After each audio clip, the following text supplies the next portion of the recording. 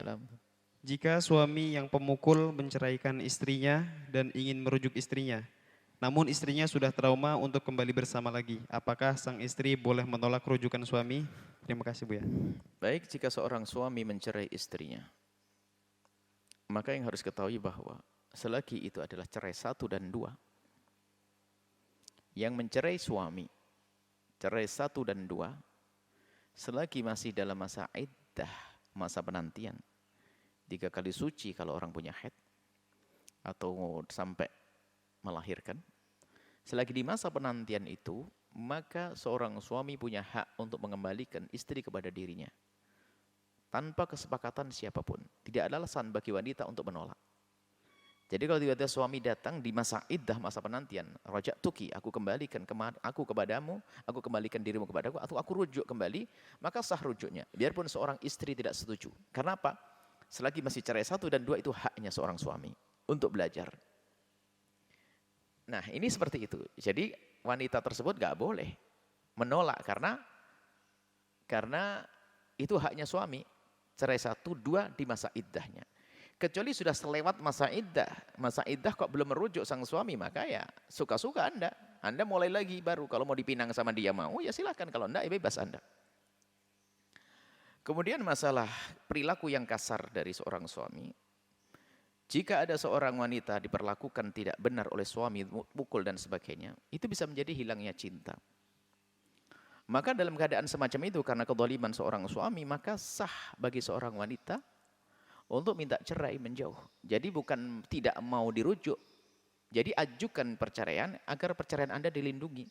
Ajukan ke mahkamah, sebutkan kezaliman suami, selesai. Nanti akan dicerai oleh mahkamah. Jadi Anda nggak bisa mencerai sendiri karena wanita itu adalah lembut, harus dilindungi. Jadi biar diajak berpikir oleh hakim, kenapa kok seperti itu, apa-apa. Nah itu. Jadi setelah diputuskan oleh hakim, maka tercerailah. Jadi Anda nggak bisa menolak, Anda ikuti. Kemudian kalau Anda nggak mau dengan suami Anda karena kedzalimannya tersebut, suka mukul, kasar dan sebagainya, maka Anda ajukan ke mahkamah.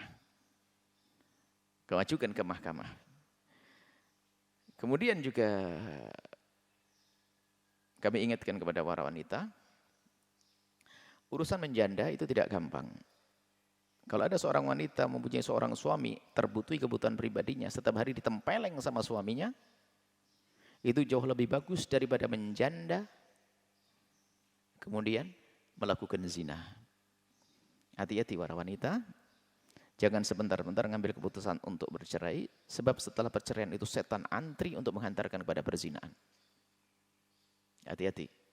Jadi siapapun yang ingin mengambil langkah perceraian, kaum wanita khususnya, berpikir ulang dulu.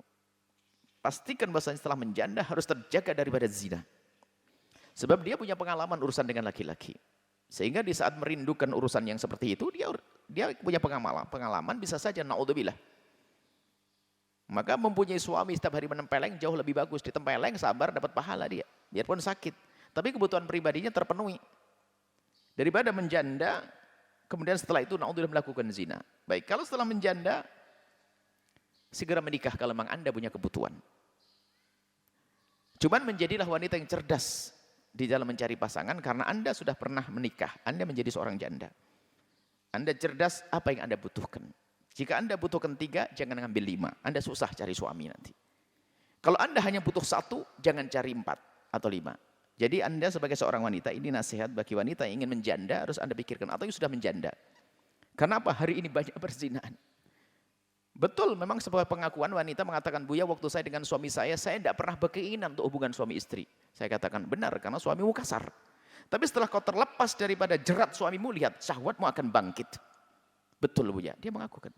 Sehingga setiap melihat laki-laki seolah-olah ganteng semuanya. Itu syahwat. Karena waktu dengan suaminya dia tempeleng, dipukul, dingin dia, nggak ada keinginan untuk urusan seks.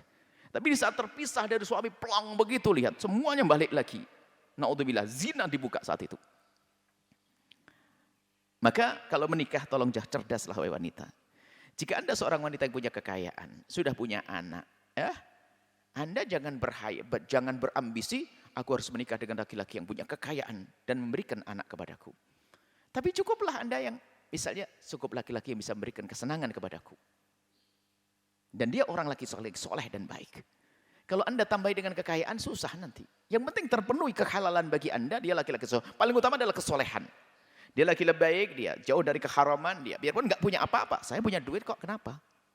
Cuman tidak semua orang cerdas semacam ini. Dia kaya, pengen cari laki-laki lebih kaya. Laki-laki lebih kaya nggak mau sama dia. Maka kapan dia dapat? Karena dia cerdas. Wanita cerdas berpikir, apa yang Anda butuhkan?